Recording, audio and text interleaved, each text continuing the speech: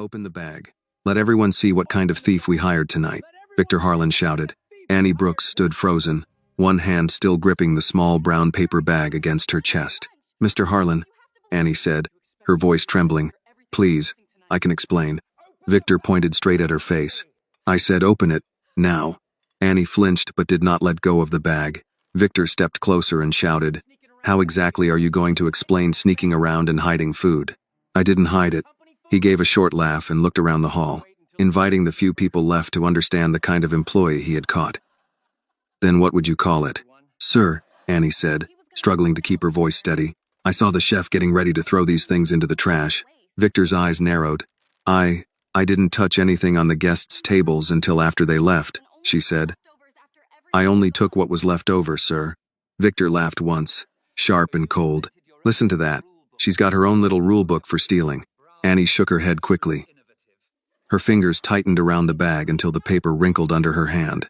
I'm sorry, and I hope you understand, but I'm not stealing. The kitchen staff had begun sorting what would be thrown out. So Annie had taken what she thought no one would miss. 4 dinner rolls wrapped in a napkin. 3 apples. 2 pieces of cake from a tray already marked for disposal. Victor had caught her at the side station. Now the bag was in her hand, and her reason sounded small inside the enormous room. I asked you a question, he said. Annie looked frightened. It was going in the trash. That is not your decision. No, sir. And yet you made it. Victor lifted his chin toward the bag. Open it. Annie did not move. His face hardened. Open it, Annie. Victor grabbed the top of the bag and pulled it from her hand. The paper tore slightly under his fingers. He tipped it over the nearest service table himself. The rolls landed first. Then the apples rolled against a stack of plates. 1 slice of cake, wrapped badly in a napkin, slid out last and left a thin streak of frosting on the polished wood. Victor stared at it. There, he said. That is what integrity looks like. When no one is watching. Heat rose behind Annie's eyes. She refused to cry. I'm sorry, sir. They were going to be thrown away, but I wasn't taking them for myself, she said. A voice came from the far end of the hall. What is going on here? Victor stiffened. For one brief second, the color changed in his face. Then he turned quickly, forcing a polite smile onto his mouth. Mr. Whitaker, he said, I apologize. This is an internal matter. We had a temporary worker attempt to steal from the event. Charles Whitaker stood near the wide entrance. Most people there knew his name, though not everyone recognized him at first. Victor turned back toward Annie and pointed at the food on the table. I don't hire people like you, he said. This is restaurant property. Annie looked at the food spread out before her. No, she said quietly. 10 minutes from now, it would have been trash. Not to you. No, she said, lifting her eyes. Not to them. Charles's gaze shifted slightly. He leaned closer. Them? Annie hesitated. Answer me, Victor snapped. Who were you planning to take it to? Then he gave a bitter laugh. What did you think this place was? A charity. Annie raised her head. They weren't for me. Victor was the first to break the silence. That is a touching little performance, but it does not change what you did. You will pay for every item in that bag, and after tonight, you will never work another event in this city again. Annie's hand trembled once, then went still. How much? She asked. Victor smiled. More than you have. Charles finally stepped forward. That's enough. Victor turned slowly, still wearing that careful smile. Mr. Whitaker, I understand how this may look, he said, but we have standards.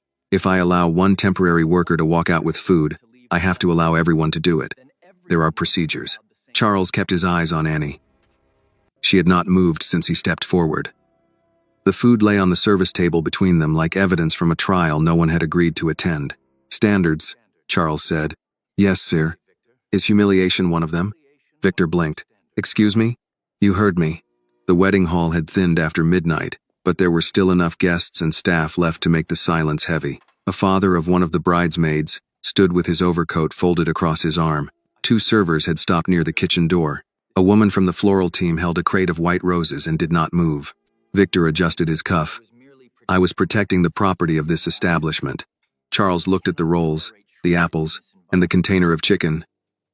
From whom? Victor's mouth tightened. From theft. Annie spoke before she could stop herself. I wasn't going to sell it. Victor turned on her. Nobody asked you. I asked her, Charles said. That stopped him. Charles took one step closer to Annie. You said them. Who are they? Annie glanced toward Victor, then toward the open hall doors. 3 people near the bus stop on Marietta, she said. Mr. Samuel, Mrs. Clara, and old Ben. They sleep there most nights unless the police move them along. Annie turned to Charles. They're old. One of them can barely stand. The shelter was full last night. The church basement closed early because the pipes froze. I wasn't taking it to sell. I wasn't taking it home for myself. Victor gave a short laugh. She knows their names now. Annie's face tightened, but she kept going. I've seen them for 2 days. Mr. Samuel keeps coughing. Mrs. Clara can barely hold a cup steady. Ben gives away half of whatever he gets. She swallowed. They're old. They're cold. And I knew this food was going to be thrown out. If this moment touched your heart, please like this video so more people can hear Annie's story. Comment below and tell us where you are watching from. And don't forget to subscribe to the channel for more emotional and inspiring stories. Charles listened without interruption. Victor leaned toward Charles. Sir, with respect, every person caught doing something wrong has a sad explanation. We cannot run a professional venue on sentiment. No, Charles said. But you also cannot run one on cruelty and call it professionalism. Victor's smile disappeared for a second. I have managed this floor for 9 years. And tonight you used those 9 years to frighten an 18-year-old girl in front of strangers over food you planned to throw away. Charles looked at Annie. First, I want to know your name. What is it? Annie held his gaze for half a second, then lowered her eyes. Annie, sir. Victor lowered his voice. Mr. Whitaker, perhaps we should discuss this privately. You made it public. I was handling misconduct. You were making an example of her. Victor did not answer. Charles turned to one of the kitchen staff standing near the swinging door. What happens to leftover food from an event like this? The young man looked at Victor first. Charles noticed. I'm asking you, Charles said. The young man cleared his throat. Most of it gets tossed, sir. Some has to, some doesn't. But policy says we don't take anything out unless management approves it. And did management approve any donation tonight? No, sir. Was anyone scheduled to pick up the safe leftovers? No, sir. Victor Coutin, because we do not have a certified partner arranged for this event. There are liability concerns, health codes, storage issues. It is not as simple as handing food to whoever is standing outside. Charles nodded once. That may be the first useful thing you've said tonight. Victor seemed relieved for half a breath. Then Charles added, but none of that required you to call her a thief. The relief vanished. Annie lowered her eyes to the food. Charles saw her looking. You are working tonight? He asked. Yes, sir. What shift? Cleanup. 10 to 2. Who hired you? The staffing agency. They call when there's extra work. And you were to be paid tonight? Annie hesitated. Victor answered for her. Pending review? Charles looked at him. That was not the question. Annie's voice was low. Yes, sir. I was supposed to be paid. What would that pay cover? Her fingers curled at her side. Rent for the week. Some bus fare. Victor sighed as if her answer bored him. Mr. Whitaker, I must insist. No, Charles said, turning fully toward him now. You must not. Miss Brooks will be paid for her shift, he said. Victor's jaw tightened. Sir, that sends the wrong message. The wrong message was sent when you turned leftover bread into a public trial. She violated policy. Then write down the policy. I'll read it myself in the morning. Victor's eyes flickered. Of course. And you will not call the police. I wasn't. You said enough for her to believe you might. Annie looked up at that. Charles continued. You will not contact the staffing agency tonight. You will not blacklist her from future work. You will not speak to her again unless human resources is present. Victor stared at him. Human resources? Yes. This is a restaurant floor, sir. Not a courtroom. Charles looked at Annie, then back to Victor. It became a courtroom the moment you demanded she open that bag for an audience. For a moment, nobody moved. Then Victor took a breath through his nose and nodded, the kind of nod that meant obedience without agreement. Very well, he said. If that is what you want. Charles did not accept the performance. It is. Annie stood unsure what to do now that the storm had changed direction. She wanted to gather the food, apologize again, disappear through the back door, and reached the bus stop before the cold settled deeper. But she also knew leaving too quickly might look like guilt.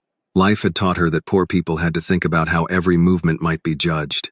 Charles seemed to understand without being told. "Annie," he said, "do you still intend to take this food to them?" Annie answered carefully, "Yes, sir, if I'm allowed." "You are." Charles turned to the kitchen worker. "Bring her a clean container, something with a lid, add enough safe food for 3 people, and label it with the time it left the kitchen." The young man looked stunned. "Yes, sir." Victor stepped forward. "Mr. Whitaker, I need to object for the record." "There is no record yet," Charles said.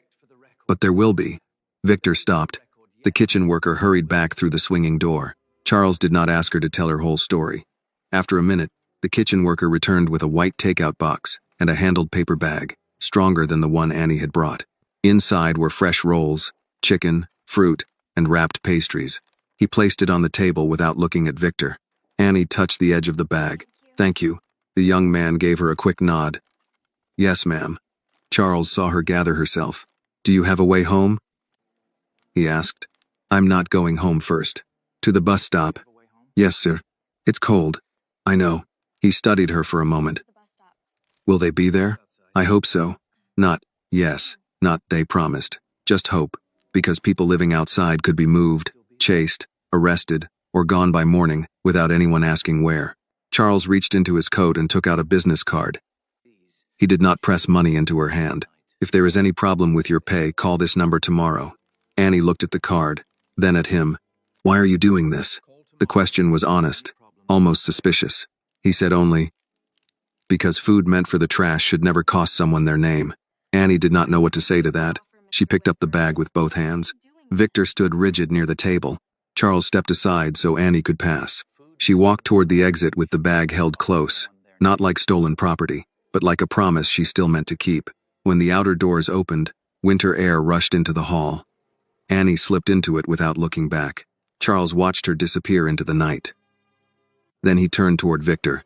"In the morning," he said, "I want the waste records for the last 6 months. The staffing reports for temporary workers, and every written policy you used to justify what happened here." Victor's face lost the last of its color. 6 months? Charles picked up the torn piece of Annie's original paper bag from the service table. "Yes," he said, 6 months. And for the first time that night, Victor Harlan looked afraid. Victor did not answer right away.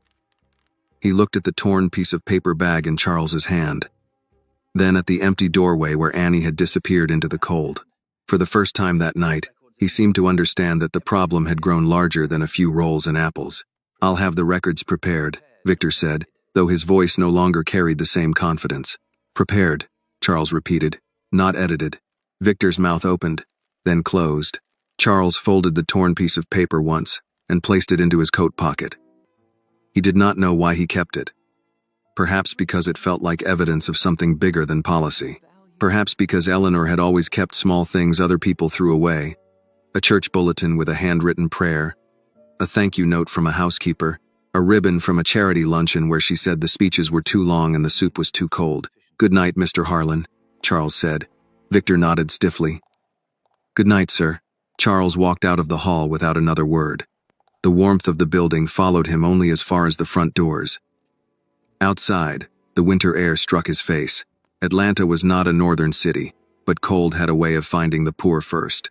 It slipped under thin coats, through worn shoes, into bus shelters and alley corners where men and women held coffee cups with both hands long after the coffee was gone. His driver, Martin, stepped out of the black sedan parked near the curb. "Home, Mr. Whitaker?" Charles looked down the street. Annie was already half a block away, walking fast with the handled paper bag pressed against her side. She was not walking like someone escaping with stolen goods. She was walking like someone afraid she might arrive too late. "Not yet," Charles said. Martin followed his eyes. "Would you like me to pull around?" "No, stay here." Charles began walking. He kept a careful distance, close enough to see where she went, far enough not to frighten her. A 50-year-old white man in a tailored coat following an 18-year-old black girl after midnight was not a harmless picture in America, no matter what his intention was. Eleanor would have told him that. She had taught him that kindness without awareness could still wound. So he stayed back, hands in his coat pockets, moving slowly beneath the streetlights. Annie crossed at the corner, and headed toward Marietta Street. The wedding hall behind him still glowed with clean windows and warm chandeliers. Ahead, the city changed block by block. The sidewalks grew narrower, storefronts darkened.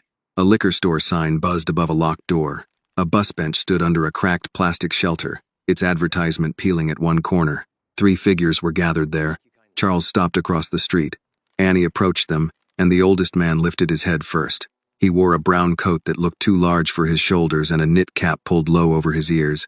Even from where Charles stood, he could see the man cough into a scarf and turn away so the others would not catch it. "Baby girl," the man said, his voice rough but warm. "You made it back." "I told you I would, Mr. Samuel." A woman beside him sat wrapped in 2 blankets, one gray and one faded red. Her hands trembled when she reached for the bag, but she did not take it until Annie nodded. "Lord, child, your fingers are ice." "I'm fine, Mrs. Clara. You always say that when you're not." Old Ben sat on the ground with his back against the shelter wall. He said nothing at first. He only looked at Annie, then at the bag, then down the street behind her, checking the shadows like a man who had learned trouble could follow food. "Nobody gave you trouble?" he asked. Annie hesitated just long enough for all 3 of them to know the answer. Mr. Samuel's face changed. "Who was it?" "It's Handled." "That ain't what I asked." Annie tried to smile, but it did not hold. "A manager." "He thought I was stealing." Mrs. Clara's hand went still on the edge of the bag. "For bringing food nobody wanted?" "That's what I said." Old Ben muttered something Charles could not hear. Annie lowered herself onto the bench beside Mrs. Clara and opened the bag. Steam rose faintly from the chicken container. That small warmth seemed to change the whole shelter.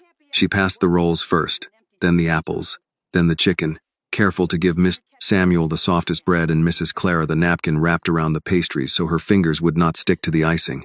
"You eat too," Mrs. Clara said. "I had something earlier." "No, you didn't." Annie looked down. "Take yours." Mrs. Clara tore one roll in half and pushed part of it back into Annie's hand. "Your grandmother raised you to lie better than that?" Annie froze at the mention of her grandmother. Then she gave a tired laugh, the kind that almost became tears but stopped just in time. "No, Mom." "Then eat." She did. Charles watched from across the street as 4 hungry people divided food with more grace than most banquet rooms ever managed. No one grabbed. No one complained. Old Ben broke his pastry and gave the larger piece to Mr. Samuel. Mr. Samuel protested, then coughed too hard to win. Mrs. Clara took small bites and closed her eyes, as if the sweetness carried a memory. Annie ate last. That was what undid Charles. Not the accusation in the hall, not Victor's cruelty, not even the waste. It was the way Annie waited until everyone else had something before she allowed herself a bite. He had seen Eleanor do that for years, at family tables, church suppers, fundraisers, hospital rooms. She would serve everyone, then sit with the smallest portion as if it had simply happened that way. A memory rose so clearly he had to close his eyes. Eleanor sat by a hospital window, a blanket over her knees, her body thinner than she would admit. Snow had been falling that day, though not in Atlanta. They had gone north for treatment because Charles believed money could still purchase one more answer. On the small table beside her was a cup of broth she had barely touched. "You're not eating," he had said. "Neither are you." "I'm not the patient." "No," she said, looking out the window. "You're the man trying to control what can only be carried." He had not liked that. Grief had already made him sharp before she was gone. "I can move you to another hospital." She smiled faintly. "Charles, I can call Dr. Henley again." "Charles, you can still be kind," she said. The words silenced him.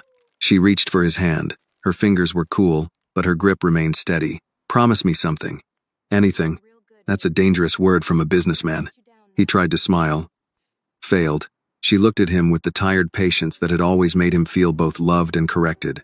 "Don't let losing me make you smaller. Pain does that if you let it. It closes all the doors and tells you that your sorrow is the only sorrow in the world." He looked away. "Listen to me," she said. He did. Sometimes the things that mean nothing to us are everything to someone else. A coat, a meal, 5 minutes of respect. Don't forget that just because I'm not there to remind you. He had promised. For a while, he had kept it. Then months became years.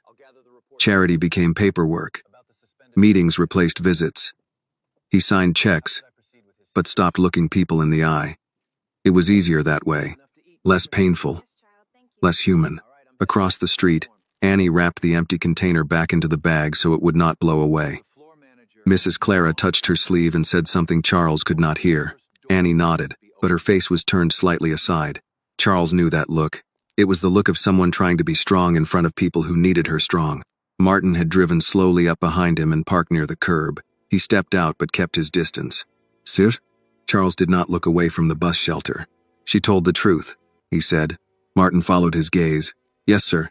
Charles touched the folded paper in his pocket.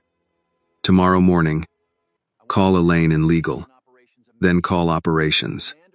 I want every food disposal policy from every property we own. Martin paused. Every property? Everyone. And Mr. Harlan? Charles watched Annie stand, brush crumbs from her coat, and make sure each of the 3 older people had kept something for later. Mr. Harlan is no longer the center of this, Charles said. He is only the first door we open. Annie turned away from the bus shelter and began walking alone into the cold. This time Charles did not follow. He had seen enough to know what kind of person she was, and more than enough to know what kind of man he had stopped being.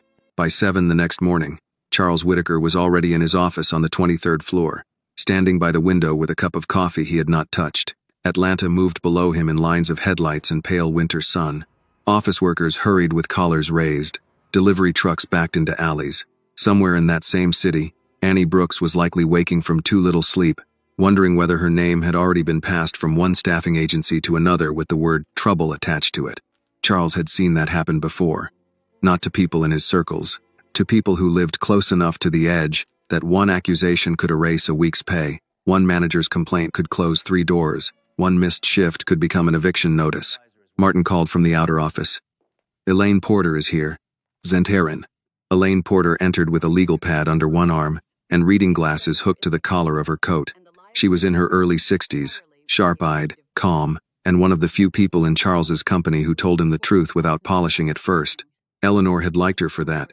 You sounded serious last night, Elaine said. I was. That usually means expensive. Maybe necessary. She sat without waiting to be invited. Tell me. Charles told her everything, not as a dramatic story, but in order. The wedding, the food, Victor Harlan, Annie Brooks, the open bag, the old people near the bus stop, and the way safe leftovers were being thrown out with no donation partner in place. Elaine did not interrupt. She wrote only a few words. Temp worker. Public accusation. Wage threat. Food waste.